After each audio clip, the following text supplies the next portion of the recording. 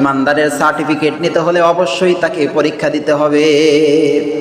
আল্লাহ রাব্বুল আলামিন 29 নম্বর সূরা আনকাবুতের 2 নম্বর আয়াতে রব্বুল আলামিন ডাক দিয়ে বললেন, আহাসিবান নাসু আইয়ুতরাকু আইয়াকুলু আমান্না ওয়া হুম লা ইফতানুন।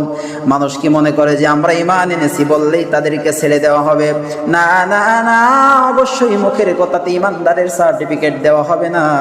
অবশ্যই তাদেরকে পরীক্ষা দিয়া তারপরে পাশ করে তারপরে কিন্তু সার্টিফিকেট নিতে হবে।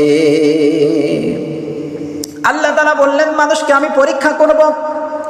আল্লাহ রাব্বুল আলামিন 29 নম্বর সূরা আনকাবুতের 3 নম্বর আয়াতে রব্বুল আলামিন আরো বললেন, ওয়ালাকাদ ফাতান্নাল্লাযীনা মিন ক্বাবলিহিম ফালায়ালামান্নাল্লাহুল্লাযীনা সাদাকু ওয়া লায়ালামান্নাল কাযিবিন।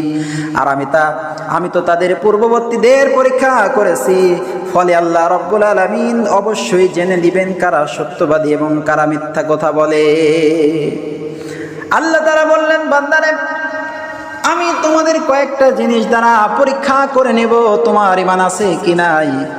আল্লাহ তাআলা বললেন 2 নম্বর সূরা আল বাকারার 155 নম্বর আয়াতে জানিয়ে দিলেন, বান্দারে এই কয়টা জিনিস দ্বারা কিন্তু আমি তোমাদেরকে পরীক্ষা করব।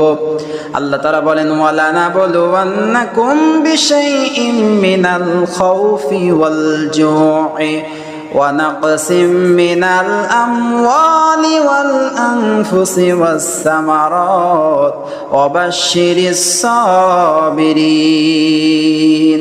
আর আমি অবশ্যই তোমাদেরকে পরীক্ষা করব কিছু ভয় দিয়া, 2 নম্বরে পরীক্ষা করব ক্ষুধা দিয়া এবং জানমালের ক্ষয়ক্ষতি দ্বারা। আল্লাহ রাব্বুল আলামিন এরপরে বললেন, বান্দারে ফলাদি ফসলাদি কম দেওয়ার মাধ্যমে, গজব দিয়ে নষ্ট করে দেওয়ার মাধ্যমে।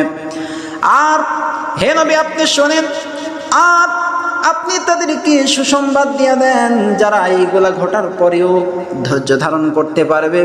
জান এবং মাল বিপদগ্রস্ত হওয়ার পর, ভয় দ্বারা ক্ষুধা দ্বারা পরীক্ষা নেওয়ার পর যারা আল্লাহর উপরে ধৈর্য ধারণ করতে পারবে, অবশ্যই মানুষদেরকে আপনি সুসংবাদ দিয়ে দেন।